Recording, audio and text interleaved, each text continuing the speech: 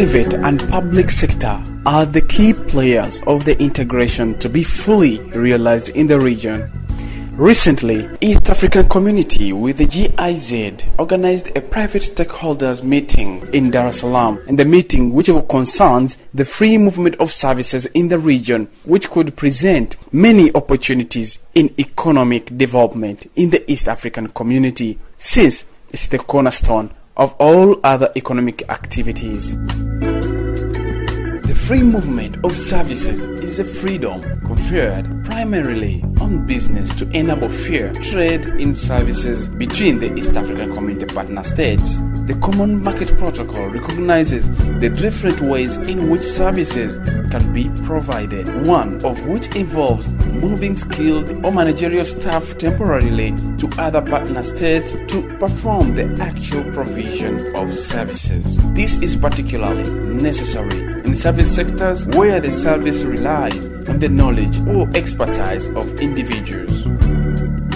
These individuals remain employed by their company and are not seeking to enter the labor market of the East African Community partner state where the service is to be provided. However, confusion in the Common Market Protocol has arisen over this because some see it as movement of labor. Malcolm Mackinnon is an expert from the International Trade Center in Services, talks on the free movement of services and the benefits the region could gain. You as a business could probably live with that as a restriction, because you're probably not going to want 75% of your employment, 75% of your employees coming from your own country.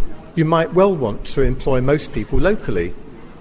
You only want to send in key people, so it's the top managers or people that have got specialist knowledge, either of the service or the business. For semi-skilled, you would normally go to the local labour market and take people anyway. Supposing this manager wanted a secretary.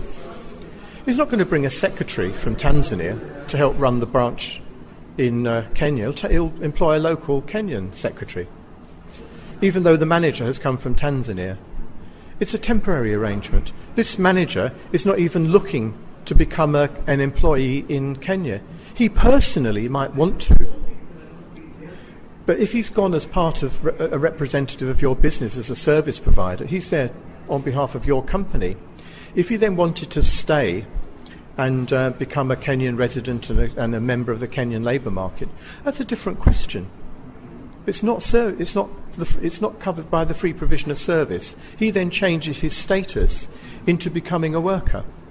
Personally, this linkage that has been made between Annex 2 and Annex 5 is not correct, for all the reasons I explained in there before. The freedoms are different. So I would like to see a separation of the link. So, and what that would mean is that in relation to the services schedule under Annex 5, there would need to be entries under Mode 4 saying ICT, business visitor, 90 days, 3 years, for each profession. It'll take quite a lot of time to negotiate, but normally these things are done on a horizontal basis, which means that the rules for business visitors and for intra-corporate transferees are normally the same regardless of the services sector. The concern I think that people might have is to think we've got to do this for every sector. In fact, you can create a horizontal section and do it relatively quickly, I think. But that separation is personally what I think needs to be the answer. Because what that will then do is to allow you to send these managers or specialists, you can send those as part of the provision of service without there being any impact on the labour market. Once there's an impact on the labour market, if that's the concern, then the person has changed status. So you can do this. You could even put a caveat in here that says this does not mean that the person benefits from the freedom of workers. You could make that clear. you could say that this is only to support the provision of services. Movement of labor is one of the 4 fundamental economic freedoms, together with free movement of goods, services and capital. However, of the 4, it has met with the lowest acceptance by the countries in the international economy, whether developed or developing. The Treaty of the Establishment of the East African Community and its subsidiary legal instruments provide for the full mobility of all factors of production. Leopold Kabendera is the chairman of Tanzania Association of Tour Operators. He talks about his experience in tourism and the need to go down to basics. Tourism business is a skill-based industry. As a result, having attractions, having facilities, without skills does not work for tourism. In the first place, I will talk of the fact that no one has done a skills audit. If we had a skills audit, we would see which country has what skills, but nobody has ever done that one.